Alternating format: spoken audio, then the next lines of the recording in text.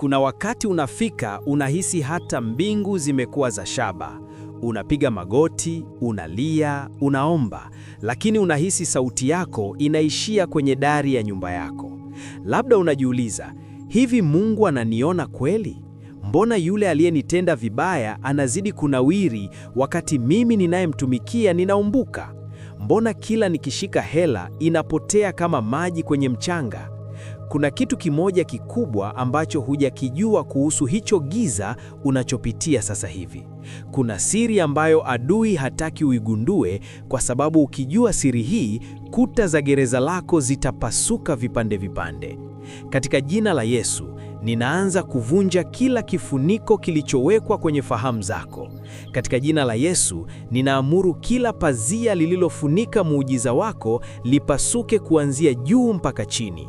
Kuna jambo linatokea sasa hivi kwenye ulimwengu wa roho ambalo huwezi kuliona kwa macho ya nyama, lakini ninaona malaika wako wa baraka ameshafika mlangoni pako.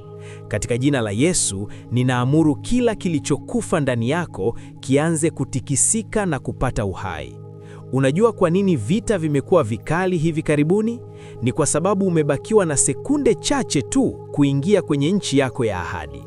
Adui anajua kuwa ukivuka hapa hutakamatika tena. Katika jina la Yesu, ninafuta kila ratiba ya ajali, vifo na magonjwa iliyopangwa kwa ajili ya mwezi huu. Katika jina la Yesu, ninaachilia upako wa kupenya mahali ambapo wengine walishindwa. Katika jina la Yesu, kila aliyesema hutafika atakuwa wa kwanza kuleta zawadi kwenye sherehe yako ya ushindi.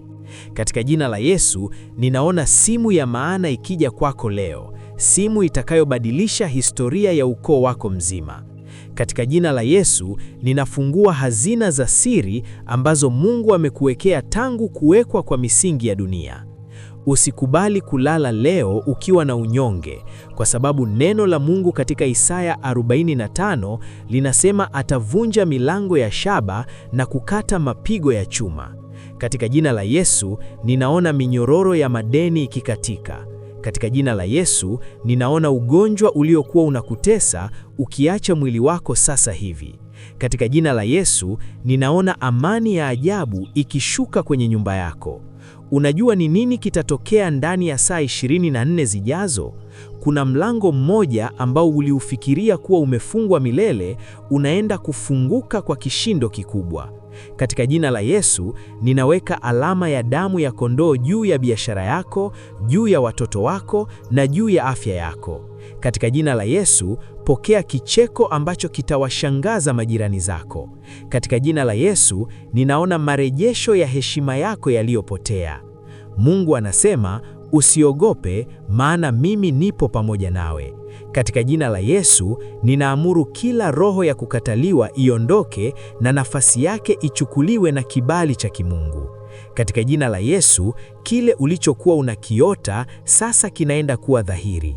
Katika jina la Yesu, ninaona nuru ikishinda giza lililokuwa limezunguka hatima yako.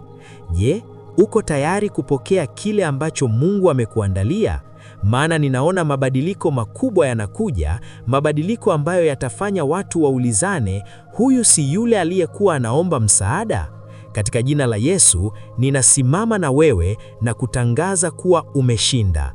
Tuma sasa maombi yako ya siri na yale mambo unayotaka yaanze kubadilika leo. Tuko hapa kuomba na wewe mpaka kieleweke.